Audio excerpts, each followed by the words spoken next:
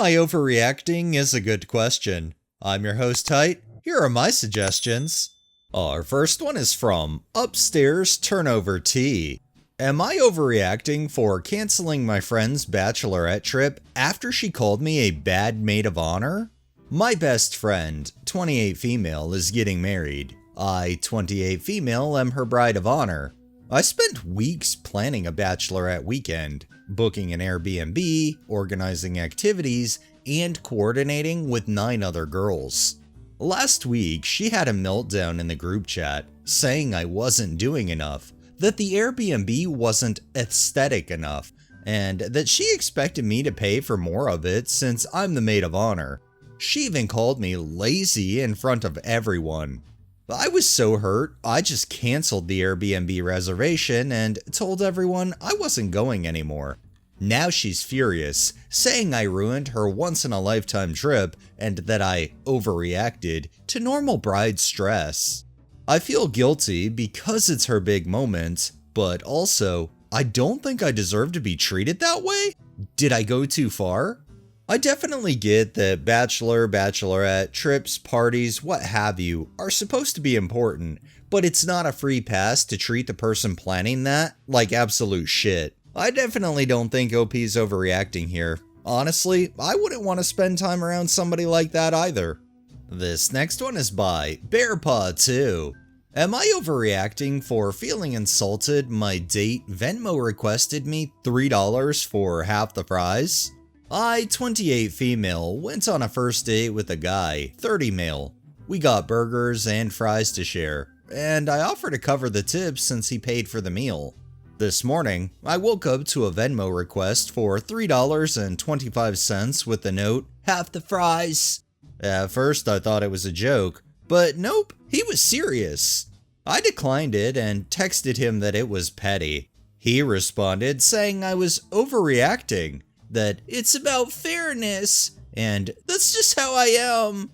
Now I feel turned off and honestly insulted. My friends are split. Some think I'm being petty too, others think it's a red flag. Am I overreacting? I don't really think one has the right to request funding for a date that was already paid for, especially if they offered to pay and the OP covered the tip. Definitely not overreacting. This next one is by Cherry Rose 69. Am I overreacting for refusing to co-sign my husband's, 35 male, dream truck loan when he still owes me $8,000 from my inheritance? I, 33 female, got a modest inheritance when my grandma passed away last year. I used $8,000 of it to bail my husband out of some credit card debt. We agreed he'd pay me back over time. No pressure, but so far I've gotten $0. Yesterday, he came home all excited about a new truck, $55K, and asked me to co-sign because his credit isn't great. I said no because 1, he hasn't even started paying me back, and 2, we just bought new appliances and are saving for a house. He blew up, said I was holding money over his head and not supporting his dreams. He even threw in that a wife should back her husband no matter what. I told him flat out, until I see him make an effort to pay me back, I'm not co-signing anything. Now he's barely speaking to me and my mother-in-law texted that I'm emasculating him. I feel guilty because I know he wants this truck badly, but I also feel like I'd be an idiot to sign. Am I overreacting? If the OP and her husband had an agreement that she would bail him out and he would pay her back and he made no effort to pay her back but is asking in effect for more money in the form of a cosign, I don't think that it would be wise to do that. So no, I definitely don't think the OP's overreacting here. Maybe if he made a bit of an effort, things would be different. This next one is by Electrical Total 534. My husband started taking evening runs with a woman he met at our kids' daycare. I think this crosses boundaries. Am I overreacting? My 28 female, husband, 30 male, and I have been together for 6 years, married for 4.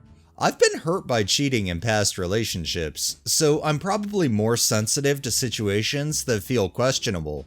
My husband decided to get serious about fitness this year and started running every evening around our neighborhood. He's really dedicated to it, goes out every single day around 7 p.m. after dinner. I prefer morning yoga classes, so this has become his routine.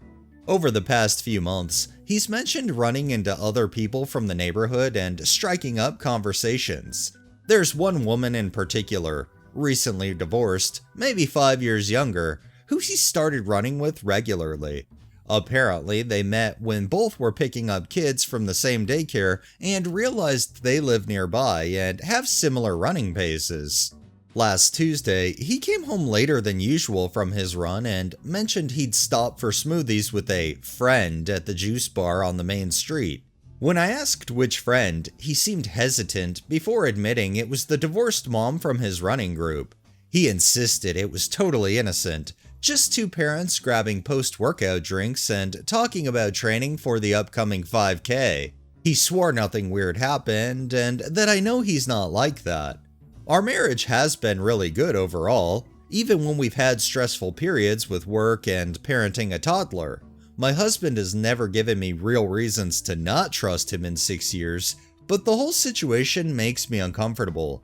A recently divorced woman, daily evening runs together, stopping for drinks afterwards, the hesitation when I asked about it. What does everyone think? Am I being paranoid, or should I be concerned about these boundaries? Call me paranoid, call me old school. Yes, I've been cheated on and that's why I just avoid relationships. However, I totally relate to the OP. I'd be uncomfortable too. I just don't think it's appropriate if you're in a committed relationship or a marriage to be hanging out with other people of the opposite gender alone. I just don't see anything good happening as a result of that. So yeah, I personally don't think OP's overreacting at all. But who knows, you guys might. And our final one is from Chance Chemistry 384. Am I overreacting for telling my boyfriend his best friend can't sleep over in our bed while I'm away? I, 27 female, am away from my sister's hen do this weekend. My boyfriend, 28 male, just casually announced that his best mate from uni, a woman, is in town for a gig and he's offered her to stay at ours. Grand. No bother. Then he drops that since our sofa is knackered and the airbed has a slow puncture, she'll just have to kip in our bed, with him, while I'm not there. I told him absolutely not. I'm not comfortable with that at all. I offered to nip to Argos after work and grab a new airbed. I even said I'd chip in for a Travelodge. I said he could sleep on a floor if it was that much of a big deal. He reckons that's insulting to her and that I'm making it weird because they're just mates. Here's the thing though, they did have a thing back in school, which he says was for like 2 weeks. She also has a habit of FaceTiming him late at night and posts old photos of them with captions like, "My absolute favorite human." He swears blind it's all platonic, but sharing our actual bed just feels like a massive boundary crossed. He's proper kicked off, saying I'm being controlling, and that she's skint, so it's just the decent thing to do. Now he's saying if she can't sleep in our bed, he'll just go stay at her brother's house with her instead. To be honest, that sounds even dodgier. Am I the one going mental here? It's not that I don't trust him exactly, it just feels disrespectful to me and to our relationship. He's making out like I'm some jealous psycho, but I feel this is a pretty normal thing to be against. I just want to know if I'm being unreasonable before this turns into a massive row. This has red flags written all the fuck over it. I don't know, going back to what I said before, I don't think it's appropriate for people in a relationship to be hanging out alone with people of the opposite gender, let alone having them stay over and sleep in the same fucking bed together. And if she already has a place to stay at her brother's, then why the hell can't she stay there? Why does she need to stay with the OP's boyfriend in their fucking bed? And if the boyfriend doesn't get his way, he's threatening to go stay with her instead? Definite red fucking flags, and no, the OP's not overreacting in this case. Alright, that's enough stories for the day. Well, that wraps up this episode of Am I Overreacting? If you liked the video, please drop a like, share my content on all of your social media, Subscribe if you haven't already, and make sure to hit that bell so you're notified every time I upload, and drop a comment down below. It really helps with the algorithm and helps new people find my channel. Thanks for watching, thanks to my patrons and super thanks contributors. Have a great day and stay safe out there.